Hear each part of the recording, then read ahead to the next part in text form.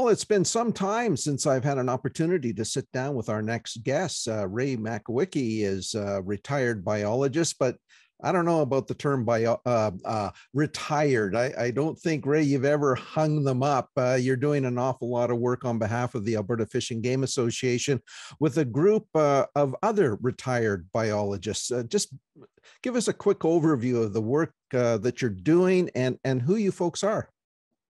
Okay, nice to again talk with you, Michael. The groups that we're dealing with here include the volunteer biologist group, which include about a dozen biologists who've been around the organization of Fish and Wildlife in the province, and a couple who are outside the province who were here previously. My understanding, Ray, is not too long ago, you had an opportunity to sit down with Jason Nixon, the Minister of Environment and Parks, to talk about fishing and fishing regulations. What were your concerns going in, and what are you hoping gets done into the 22-23 fishing season? Yes, we've fortunately, as a group of two groups, the Next Step team, which is a number of municipalities and various anglers and various organizations. That's the Next Step team. And the Volunteer Biologist Group is another group of biologists that were interested in the particular concern for fish management. We came to the minister with a couple of strong concerns, particularly that there was a need to harvest more walleye. And what we were seeing were very, very abundant walleye that were creating reduced or declining pike and perch and whitefish numbers. So there was what we call an ecological imbalance. And so we were suggesting to the minister that we make some changes in the regulations so that they would move to a greater harvest of fish, but in what we call a low risk, sustainable fish harvest set of regulations. So are you looking at specific lakes that you think could handle this type of pressure? Yes, we showed the minister several examples of lakes that had tremendous large numbers of walleye over the last 20 years, and where there were virtually no pike and very low perch numbers and declining whitefish numbers. The biologists had confirmed that forage fish looked like they were declining as well. So it was exactly what the anglers were seeing. So we were seeking the minister to simplify the regulations in a safe way, a sustainable way, by allowing at least one walleye and one pike to be caught in every lake in Alberta. And did they need to fall within a certain size? Yes, the minister was good to hear that he was supporting that slot size, use of a slot size tool. And we certainly patted him on the back for encouraging that in the previous year. So it seems like that option could be a useful one to consider. There, as we said to the minister, there are special lakes that you may have to require certain special regulations too, but the majority could be established in that way. And we use a lot of examples, whether it was Waban Lake, Pigeon Lake, Lac Bellevue. There are many lakes that we discussed.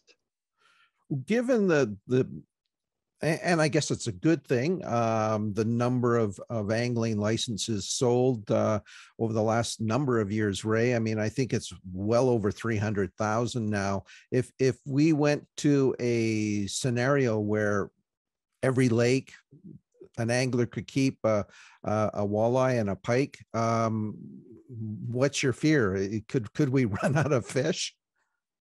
Well, no, I don't think we have a risk if you do it in a certain way. And there are, of course, you can go to some shortened seasons if needed, but you have to be sustainable. So we at one point suggested you could have a 2-week season in the summer and a 2-week season in the winter time, and on very, very small lakes, and have very small limits, like a 1 fish limit with a slot size. So it could be sustainable. And we were seeing places where that could happen quite easily. What do you feel the minister's thinking is on this potential revamping of regs? Well, we were very pleased with the support we have from him and many of the MLAs that are part of our committees. Uh, they see some real benefit economically as well in small communities to have lakes that are open continuously in all areas rather than targeting a lake that's only open for, say, lac la biche only for a certain species. And so there is a general support, and his philosophy is very similar to the anglers we're glad to see. The answer might be an independent science review. And so one of the strong recommendations we made was that an independent science review should be carried out, as was discussed previously by a previous deputy minister a few years ago. And that independent science review would look at the various things like fish sustainability index. It would look at densities and see the impacts of walleye on pike, and do a careful assessment to see if there is another management direction needed. There have been, as you're well aware, a number of public consultations. Of course, over the last, I guess, couple of years, they've been done the way we're doing this interview, digitally, remotely. But the concept of a public consultation, something you support? And do you feel that messages being delivered by folks such as yourselves and others are being responded to in a positive way by fish managers? Well, that was maybe our number one item of concern with the minister initially, the need for meaningful consultation with public is a real concern, and meaningful in terms of setting management objectives for lakes and finding out what the anglers really want. And that seems to have been lacking. There was a fairly negative response to the previous ones. That there was a concern that the government just wasn't listening.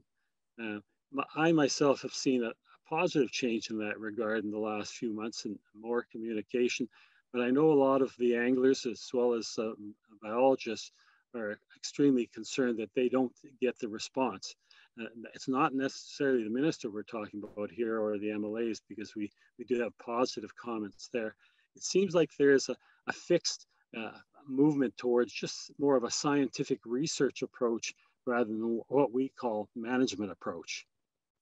All right. Well, obviously, a lot more to come on this topic as we move along and move closer to next angling season. Ray, I know we'll probably have an opportunity to touch base again and get some more feedback from you. Really appreciate your time. Thank you very much, Michael.